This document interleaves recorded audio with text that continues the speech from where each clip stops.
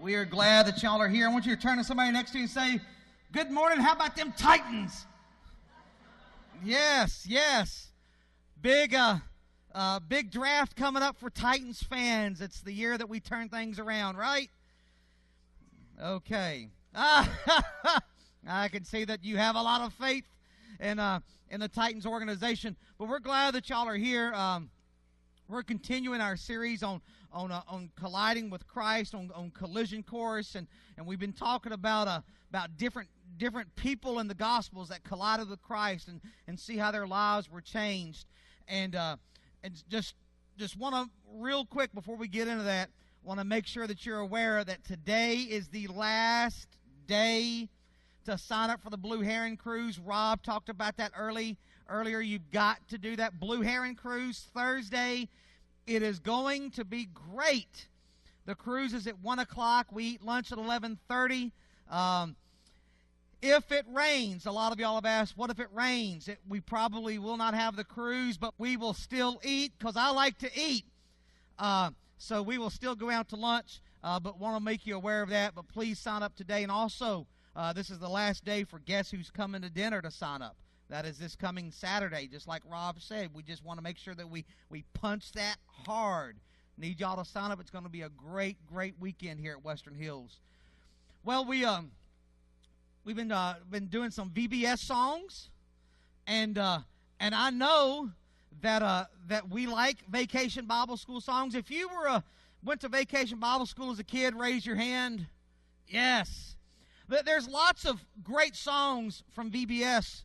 A lot of top 10 songs. I know Happy and You Know It was a big one. Father Abraham was a good song. Three Wandering Jews. I never understood that song. But probably without a doubt, the greatest Vacation Bible School of all time, Vacation Bible School song of all time is Booster, Booster, Be a Booster. Yes, yes. How can you replace lyrics like that? But Booster, Booster. It was one of those great songs, and I remember we always sung it when the devil puppet was up, and the devil puppet would be there, and the kids would scream, Booster, and it was great. But another one of the top 10 songs was Zacchaeus. Zacchaeus was a wee little man. Now, I didn't know what wee meant. I thought it meant he was from Scotland or something. But Zacchaeus was a wee little man, and I always identified with Zacchaeus.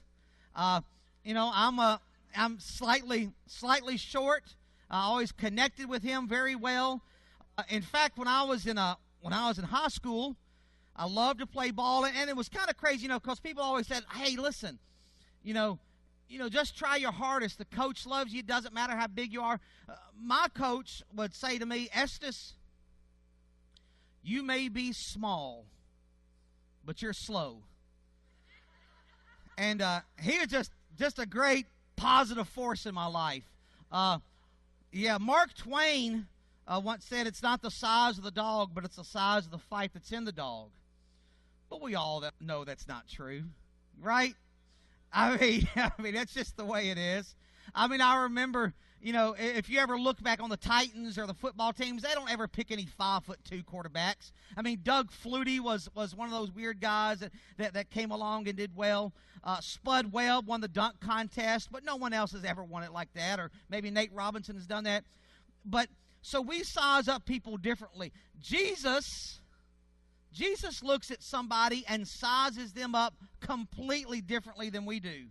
If you got your Bibles, let's turn to Luke chapter 19 as we look at the story of Zacchaeus, the tax collector. Luke chapter 19, beginning in verse 1. Jesus entered Jericho and was passing through. A man was there by the name of Zacchaeus. He was a chief tax collector and was wealthy. Zacchaeus was not just short of stature, but people of that day would say that he was short in character. He was short in loyalty. He was short in his morals. He was short in his integrity. And if you remember a couple of weeks ago, we talked about how Matthew was a tax collector, and that tax collectors were cheats and scoundrels, and they were traitors. More than anything, they turned their back on the Jewish people and were collecting money for the Roman Empire, collecting money and being able to keep a cut of it. And so these guys were the scum of the earth. And Zacchaeus was a chief tax collector. He was at the top of the pyramid. He was the guy that was in charge of the Amway program. And he kind of ran the show and reaped all the benefits from all the other collectors. But there were two things that Zacchaeus was not short of. He was not short of cash. As it says, he was wealthy. And he was not short of enemies. I mean, this guy was hated by everyone. No one liked him. And then we pick up in the story in verse 3. He wanted to see who Jesus was, but being a short man, he could not because of the crowd. So he ran ahead and climbed a sycamore fig tree to see him, since Jesus was coming that way. Now, the question always goes is why was Zacchaeus wanting to see Jesus so badly? Maybe he was just curious and he wanted to see the new preacher. He wanted to see the guy that was healing people and doing miracles. Maybe Zacchaeus, since he was a chief tax collector, he had heard about Matthew, who was a tax collector, who had given his life to Jesus, and there were other people that were following him, other people that were sinners, other people that were outside of the will of God, and he was thinking, hey, maybe I can get a chance to do that, because you know that Zacchaeus, according to this text, was a hated man. And so we pick up the story.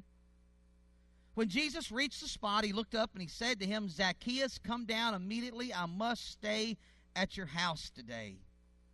So he came down at once and welcomed him gladly. So Jesus comes to the spot and he notices Zacchaeus. And what's amazing is a lot of times we think that how can God notice me when I've never noticed him? Jesus comes up, finds Zacchaeus, calls him by his name. Now, I would imagine Zacchaeus, being a chief tax collector, hated by everyone, was called by many names. But I would imagine not many people ever called him by his real name. Zacchaeus, come down immediately. I must stay at your house today. I love the fact that Jesus, being a preacher, knew that it was a good time knew that as a preacher, people had to have him over to eat. It's very important that y'all do that for the preacher. But, amen. But, I'm just going by the text. But so he calls Zacchaeus, in verse 6, so he came down at once and welcomed him gladly. He was excited because all of a sudden, maybe for one chance, there was somebody that was actually interested in him as a person. It wasn't somebody that hated him. It wasn't somebody that had a grudge against him. And then in the next verse, in verse 7, all the people saw this and began to mutter, he is gone to be the guest of a sinner. Now, usually, it was the religious folks, the teachers of the law, the Pharisees, that would have problems with Jesus going to eat with a sinner. But in this text, it says all the people saw this and began to mutter. Everyone hated Zacchaeus. Everyone knew that Zacchaeus was a bad guy. He was lost. Now, today, the word lost is very unpopular. We've come up with the word unbeliever. We've come up with the word unchurched. We've even come up with the word seeker. We've said that we had to have seeker-sensitive church services. But really, if you're a lost person, you're not the one that's doing the seeking. It's God that's doing the seeking. And Jesus wanted lost people. He wanted to go eat at people's homes with lost people. And if you ever notice when you read the Gospels, every time Jesus goes to a party, do you know who shows up at Jesus' parties? Poopers. Party poopers always shows up at Jesus' parties because they say, listen, this guy's a sinner. You can't eat with him. Every single party that Jesus ever attends, those people show up. And sure enough, everyone says he's a sinner. But we know in Romans chapter 3, verse 23, that all have sinned and what? fallen short of the glory of God. We've all sinned, but yet probably like a lot of us, we look around the room or look around our world or our neighborhoods and workplaces and we say, well, I'm a sinner, but at least I'm not like who? Him. I'm not like her. I'm not like them. I'm not like those folks. At least I'm not that bad. We just can't see who we really are. It's kind of like, I don't know if you ever heard of the story about the guy that goes up to the doctor, shows up to the doctor for a physical, walks in, and the nurse says, how much do you weigh? The guy says, about 160 pounds. She says, all right, puts him on the scales. She says, sir, you actually weigh 200 pounds. How tall are you? Man says, well, about 6 foot. She measures him, and she says, well, you're actually about 5'8". She says, what's your normal blood pressure? He said, well, how should I know? I came in tall and slender, now I'm short and fat. So the point is that we cannot see who we really are. But we're so good at seeing the other Zacchaeuses. There's a Zacchaeus in your neighborhood, right? There's a Zacchaeus at your work. There's a Zacchaeus in our church, right?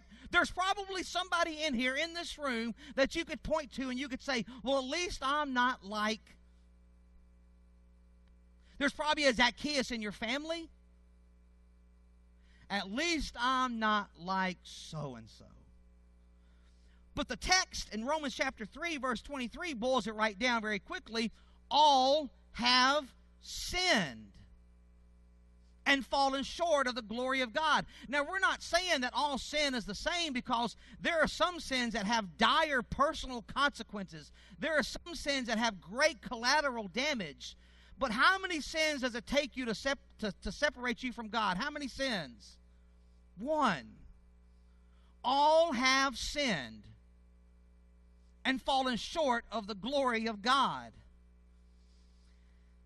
None of us are righteous, but all of us are findable and redeemable. And everyone that lives right now can be within the reach of the grace and mercy of God. And the church said, there's no one that's too far gone. But yet, we love to look at the Zacchaeuses of the world. The text goes on. Verse 7, all the people saw this. He began to mutter, he is going to be the guest of a sinner. But Zacchaeus stood up and said to the Lord, look, Lord, here and now I give half of my possessions to the poor. And if I have cheated anybody out of anything, I will pay back 4 times the amount. Jesus said to him, today salvation has come to this house, because this man too is a son of Abraham. For the Son of Man came to seek and to save what is lost. Zacchaeus was saved. Now, what does it mean to be a saved person? Well, 3 things, and then we're done real quick. Saved people are new people, not cleaned up old people. I mean, when you are saved, you are a brand new person. Zacchaeus was a sinner, a tax collector, hated by everyone. And Zacchaeus said, you know what? I'm going to be different. I mean, can you imagine the change in this man's life? I mean, he was a cheater, he was a scoundrel, he was a traitor. And in the text, he says, listen, I'm taking 50% of everything I own and give it to the poor. Giving it away. And if I've cheated anybody, I'm going to go to that person and pay him back 4 times the amount that I owe him. I mean, this is radical. And I know a lot of us probably like the movie Scrooge. I mean, if you take the movie Scrooge and multiply it by about 10 times, that was Zacchaeus. And he said, I'm going to be different.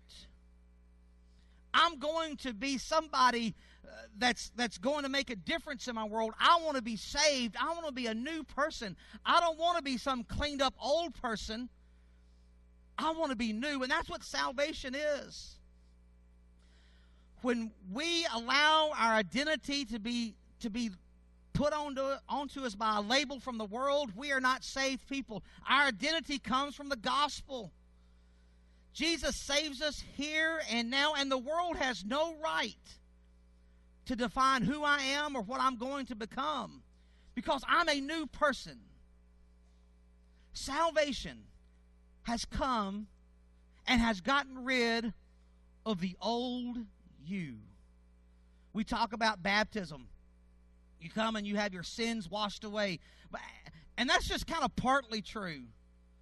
I mean, your sins are washed away, but what really happens is the old person is crucified. I'm crucified with Christ. Nevertheless I live, yet not I, but Christ lives in me. I'm done. I'm gone. The old person is finished. I am a new creation. Romans 6:4 says that I'm going to live a new life. So when you're saved, you're saying, look, the old person hasn't just been washed up and clean and doesn't smell as bad. No, the gospel says we're killing the old person and the new you lives in your place. And because of that, when you are saved, you are being changed by the power of the Holy Spirit, not by the power of positive thinking. Things begin to happen. And so, here's what happens. If a saved person are new people, not cleaned up old people, saved people also do this. They're givers and not takers. I mean, Zacchaeus did some radical stuff. Gave away 50% of his possessions, repaid 4 times the amount of the people that he cheated. He is a new person because he has a new passion. He says, I'm going to be different. I'm going to live for people. Every day, when I wake up, I have to decide either my life that day is going to be what I can get from people or how I can bless people. I mean, that's what it comes down to. And Zacchaeus goes to the extreme and says, I'm going to bless people like you've never seen before. Because he was saved. There was this family up in Kentucky. And about 15 years ago, someone had come to their front porch and had stolen a brand new rocking chair. Been gone for 15 years. Well, on the week of Christmas, they woke up and there is this big, huge package, just big old plastic package sitting in their driveway, and they go to it, they open it up, and there's that rocking chair that had been gone for 15 years. There was a letter attached to it.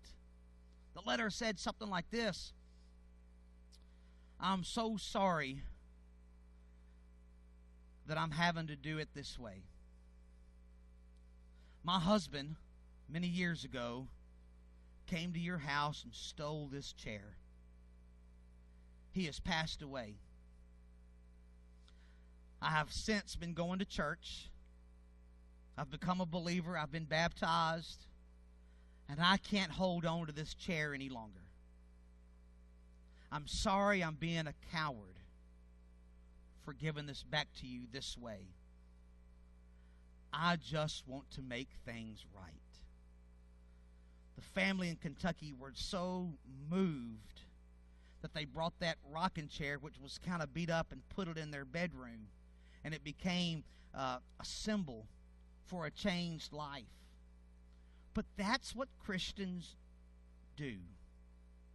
The old has gone, the new has come, and we become givers. You know, you cannot say that you have spiritual devotion if it doesn't affect your material decisions. If the vertical is right, then the horizontal is going to have an impact. If you are a saved person, then you are going to look every single day how you're going to bless people. How can I help people? And it's not just money. I mean, it's about how can I love people. When Chris and Lori Weir, when we found out that Chris's mom passed away down in Chattanooga, there was almost an immediate response for the folks that were close to Chris, was that, you know what, we just need to go to Chattanooga. We just have to go there. I mean, we have to, because it's the right thing to do. We get to the funeral home in Chattanooga. We walk in, we see Lori, and we give her a hug, and then we see Chris. Chris is moved to tears because we're there. Saved people are some of the most ridiculous people, because we're willing to do anything. I mean, Zacchaeus, when you read that story, and if you really were able to stop reading it like a VBS story and you were to read it for real, how many of us would withdraw 50% of our life savings and give it to inner city ministry? And I want you to think about that. I mean, Zacchaeus was radically changed. He said, I'm giving half my stuff away. And if I've cheated anybody, I'm paying them back 4 times the amount. And I just wonder, if we had a church full of Zacchaeuses, what could we do? I mean, and I'm not talking about just money. I'm talking about loving people, of being a giver and not a taker. Would you ever sit there and think, well, I just don't know if I can do this yet. I'm just not ready. I got too much on my plate, or I got this. Zacchaeus was radical. He was radical because he knew that when he was saved, the old person wasn't getting washed up. The old person was dying and the new person was living. And Zacchaeus said, it's time to do something radical. When was the last time, as a Christian, as a follower of God, that you have done something radical? Something ridiculous? Now, I know you're probably thinking, Estes, you do ridiculous things every day. I probably do. But when was the last time that you did something just because you were a saved person? I'm going to help this person. Yesterday, I'm just going to confess to you, I was part of a scavenger hunt with a youth group. I dressed up like Larry Bird. I had this big crazy blonde wig on, and I went and ate at Bojangles, and they were supposed to find me. And while I was there was a certain person that showed up, and I knew who she was. She had actually been here at our building on a Saturday night. Actually, now it was one night during the week. Yeah, it was one night during the week. She showed up for room in the inn.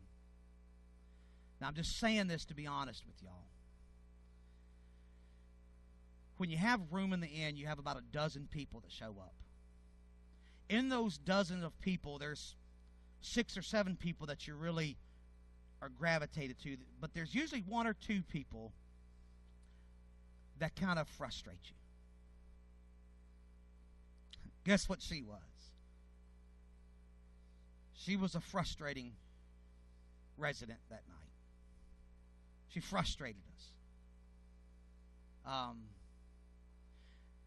People didn't want to be around her, me included. She was dirtier than the other people. Smelled a little worse. There was one person at our group that sat with her. I'm not going to say her name because it would it would embarrass her. She wouldn't want you to know this, but they sat together in our chairs and watched Andy Griffith for 2 or 3 hours. And there she was at Bojangles for 2.5 hours with me. And I avoided her.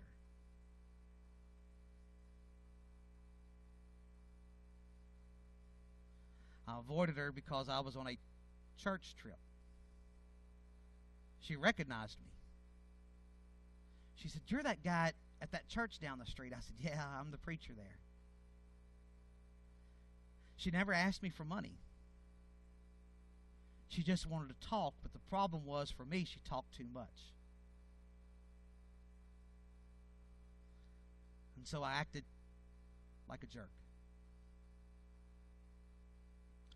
Now, I'm just asking you, this goes for me as well, when was the last time you did something radical? When was the last time that you were a giver and not a taker? Because saved people are givers and not takers, but finally, saved people are not short-sighted, but they're far-sighted. Here's what I mean by that. If you're a saved person, you're not just looking at what's happening right now in front of you. You're looking at the far-sightedness. You're looking at the big picture.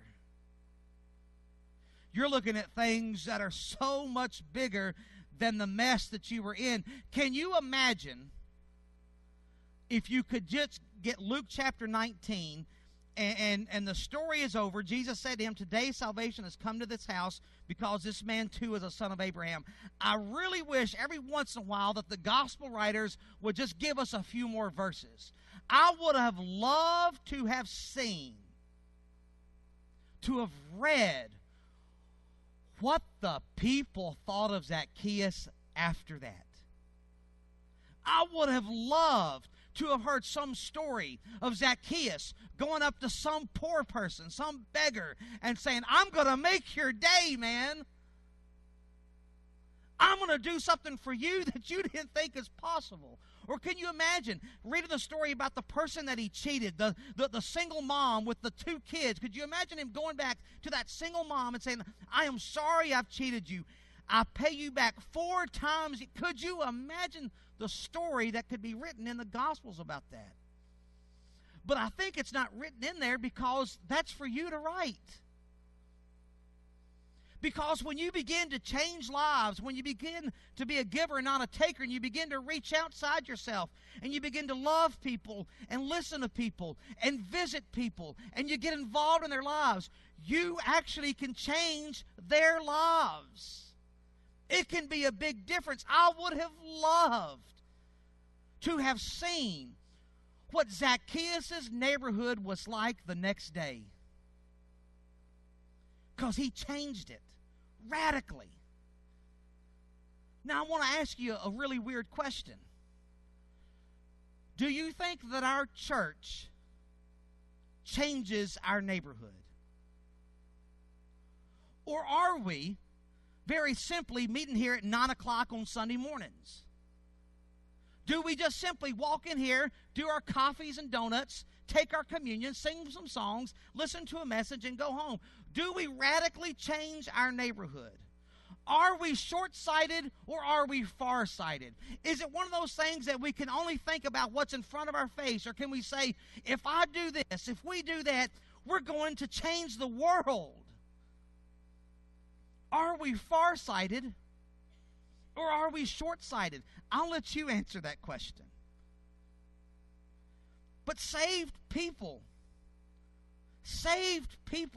are going to radically change the world. Worldly people will ask the question, why don't I have what I don't have? Saved people ask the question, why do I have what I do have? And what am I going to do with it? Saved people say, I'm going to bless somebody. I'm going to help somebody. A church that's full of saved people will say, yes, we can make a difference. And the church said, I want to let you know that me and the elders are trying to figure this out. We feel like we've kind of been floating a little bit. We got to laser sharpen our focus and say we need to be about changing our world. Did y'all know that there's 82 people that move into Nashville every day? I don't know if you read that statistic. 82 people move into Nashville every day. That's amazing. It's a little scary, right? It's like, oh, where are they all going to go? 82 people. Now, you can either say, man, this city's going to get crowded and the traffic is going to be terrible, or you could say this, that's 82 people every day. I bet our church can grow. You're either short-sighted or you're far-sighted. Which one are you?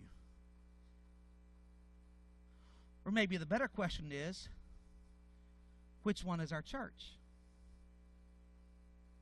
Short-sighted or far-sighted? Because like Zacchaeus, we can change the world. And evangelism is not about saving people so they can go to heaven. Evangelism is about saving people so they can go back into the world to tell others about heaven. We have 82 people coming into the city every day. Those are 82 chances that the church here in Nashville, not Western Hills, but the church here in Nashville has a chance to get 82 people, get them collided with Christ, get their lives changed, and so they can go change the world in Nashville. We have a chance to radically change Nashville, Tennessee for the better. Bring in the yuppies and the vegans and all the nut freaks and stuff. I'm sorry, I shouldn't say that. But we have a chance to change the world. Short-sighted or far-sighted? Guys, throw up that picture for me. This man is Vedran Smajlovic. He lives in a town called Sarajevo. And on May 1992, Smajlovic happened to be in the neighborhood, and there was this bakery. And at this bakery, there were probably 30 or 40 people waiting in line to go into the bakery and to get food.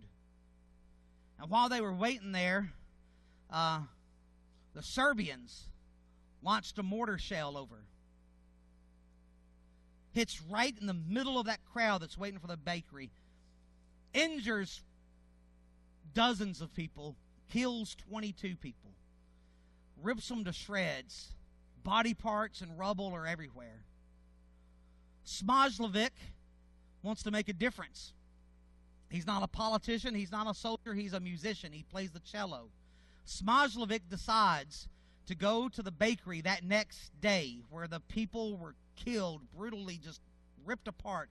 He gets his cello, he sits down, and he plays his cello.